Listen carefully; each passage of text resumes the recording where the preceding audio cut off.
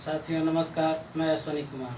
साथियों, समाज को सबसे ज़्यादा सावधानी बहुरूपियों से बरतनी चाहिए। ये बहुरूपिये जो होते हैं इनका कोई निश्चित रूप नहीं होता है। जिस समाज में जाते हैं उस रूप को धारण कर लेते हैं और वहाँ की चीज़ों को जान के उस समाज में लोगों से मिलजुल कर उनका फायदे का मतलब परिचय का दुरुपयोग करते हैं। उसके बाद फिर वो अपना जब उनको मौका मिलता है अपना रूप दिखा देते हैं।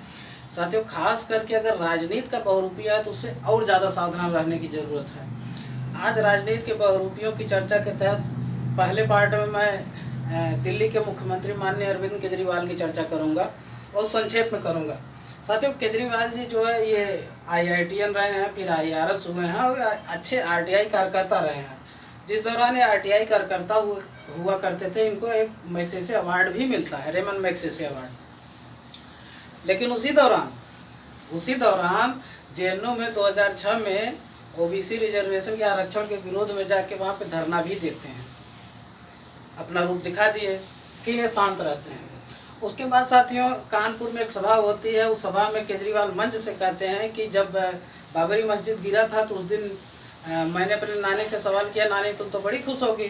तो नानी ने इनकी कहा कि ना बेटा ना, आज तो मैं बहुत दुखी हूँ। तो अब देखिए रूप बदल रहा है। उसके बाद बनारस का लोकसभा चुनाव आता है तो मोदी जी के खिलाफ ये चुनाव लड़ने आते हैं। तो इनको मुस्लिमों का भी वोट चाहिए था, हिंदुओं का भी चाहिए था। तो ये मंदिर मस्जिद शुरू करते हैं। पहले ये जाते हैं गंगा में स्नान करते हैं, फिर काशी विश्वनाथ दर्शन करते हैं, फिर मस्जिद में जाते हैं।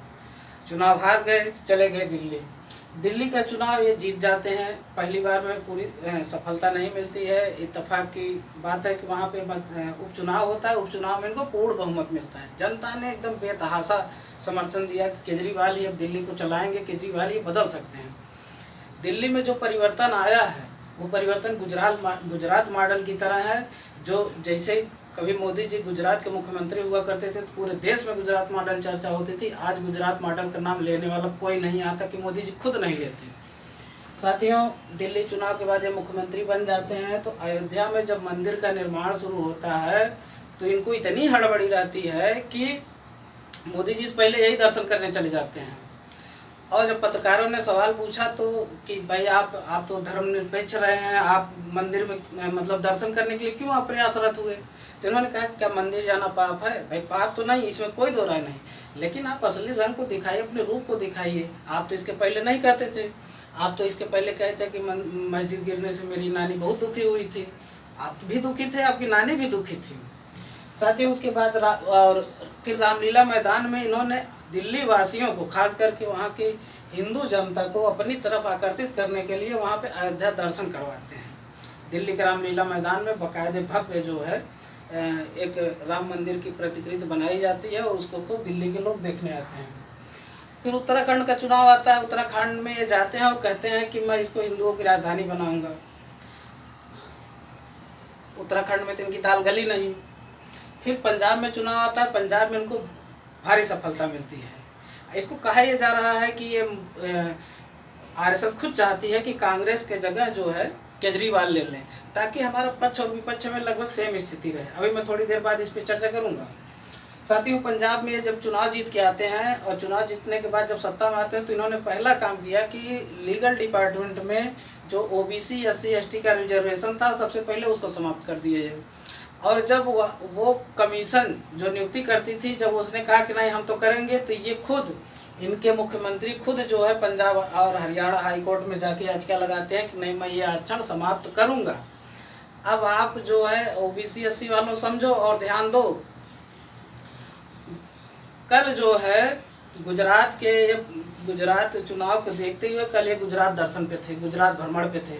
अब गुजरात भ्रमण पे गए तो मंदिर में दर्शन कराए, क्योंकि वहाँ में मुस्लिमाबादी उतनी मतलब कि डिसाइडिंग रोल नहीं अदा करती। केजरीवाल को बस जो है अपना वोट चाहिए। अपना वोट मतलब ये जिस समुदाय से आते हैं वो वोट, प्लस वो समुदाय को समर्थन कर दे जो इस आइडियोलॉजी को समर्थन करती है, चाहे मोदी के रूप में करे या केजरीवाल के रूप में करे। तो शुरू कर दिए हैं साथियों। इनका जो ये चरित्र है इसको समझने की ज़रूरत है। अब साथियों आप सोचिए कि ये गुजरात में जाते हैं, करो भाई, आपकी व्यक्तिगत आस्था है, इसमें कोई रोक टोक नहीं, लेकिन उस व्यक्तिगत आस्था को आप जो है राजनीति का हथियार बनाओगे तो आप में और केजरीवाल में क्या अंतर रह जाएगा? अरे आप में और मोदी जी में क्या अंतर रह जाएगा? ये आपको साथियों में बता दूं कि 2019 के लोकसभा चुनाव से पहले कभी राहुल गांधी और भी जो है सॉफ्ट हिंदुत्व को दिखाते हुए तमाम मंदिर मंदिर घूम रहे थे, गंगा स्नान कर रहे थे, सब कुछ कर रहे थे, लेकिन जनता जो है नहीं घूमी। एक केजरीवाल के पास एक इसका जो है प्लस पॉइंट है। प्लस पॉइंट यह है साथियों कि चाहे मोदी जी हो चाहे केजरीवाल जी हो, दोनों लोग का जो समुदाय है वो पूंजीपति समुदाय से आते हैं।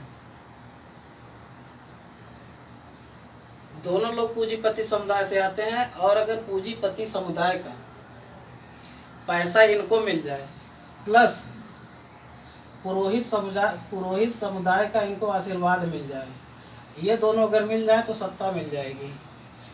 इन्हीं दोनों के भरोसे पूंजीपतियों के पैसा और पुरोहितों के आशीर्वाद, और कह लीजिए कि प्रपंच या जो कुछ भी आप कह लीजिए झूठ फैला के जो सत्ता हथियाई गई है, वो मोदी जी की सत्ता ऐसे ही लाई गई है। उसी रास्ते पे केजरीवाल जी चल रहे हैं। और एक चीज़ जान जाइए, आरएसएस को भी अच्छी तरीके से मालूम है कि हमारा पूरा फोकस तो रहेगा बीजेपी को भार पे, लेकिन इस देश की जनता जो है ये सेकुलर है, क्योंकि सेकुलरिज्म इस देश की जनता के खून में दौड़ती है। तो आज नहीं तो कल हम जितना झूठ बोलेंगे जनता लात मार भगा देगी। इसलिए वो चाहते हैं कि हम विपक्ष में भी एक ऐसी पार्टी खड़ी कर दें, देखने में तो विपक्ष लगे बीजेपी, मतलब कि जनता को ये दिखे कि बीजेपी की है, विपक्ष की है, लेकिन वो बैकडोर से, भीतर से, दिल से, अंदर से वो आरएसएस की ही समर्थक हो, और उसमें केजरीवाल जी एकदम फिट बैठते हैं। साथियों आप खुद सोचिए, ये केजरीवाल जहाँ पे बीजेपी का नाम लेने पे तुरंत कहते थे दंगाई पार्टी ये है वो सब करते थे, शाहीन बाग के समय में केजरीवाल ने कुछ बोला? कुछ नहीं बोला था। पूरे देश में आंदोलन चल रहा था, केजरीवाल चुप थे। उसके बाद दिल्ली में हिंसा भड़कती है, और इनकी सरकार बनने के बाद हिंसा भड़कती है, उस दंगे में बहुत से लोग मारे जाए, केजरीवाल एकदम चुप थे। जहांगीरपुरी में इतनी घटनाएं घट रही थी, तमाम हिंदू मुस्लिम राइट्स होने की नौबत आ गई थी, केजरीवाल इस पे चुप थे। केजरीवाल जहाँ पे अब आप ये सोच लीजिए, जहाँ भी हिंदू मुस्लिम बात आएगी केजरीवाल चुप्पी साध के रहेंगे, क्योंकि केजरीवाल की नज़र केवल अपने जाति के वोट बैंकों पे है, और उनकी जाति के वोट बैंक जो है, वोट बैंक के साथ साथ बहुत बड़ी उनके पास पूंजी है, और ये पूंजी और वोट प्लस इधर जो पाखंडियों का समुदाय, अगर इनका समर्थन मिल गया तो केजरीवाल जी जो है गुजरात की सत्ता पा सकते हैं।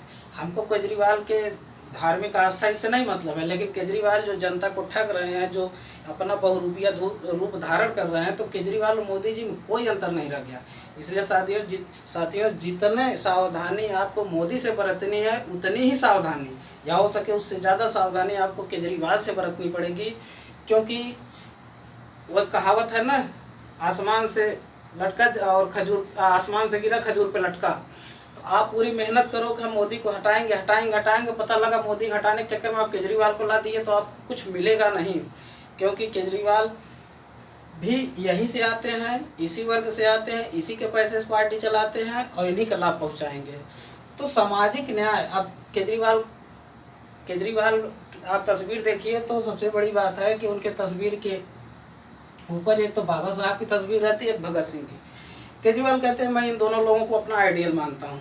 साथियों आप सोचो कि बाबा साहब हिंदू धर्म से कितने प्रताड़ित थे कि उन्होंने अंततः वो धर्म ही छोड़ दिया और बौद्ध धर्म अपना लिए, और बाबा साहब के ही संविधान के दी हुई चीज़ आरक्षण, जिसका लाभ लोग ले रहे हैं, वो आरक्षण इनको जब पंजाब में विजय मिलती है तो उन्होंने लीगल डिपार्टमेंट का आरक्षण ख़त्म कर दिया।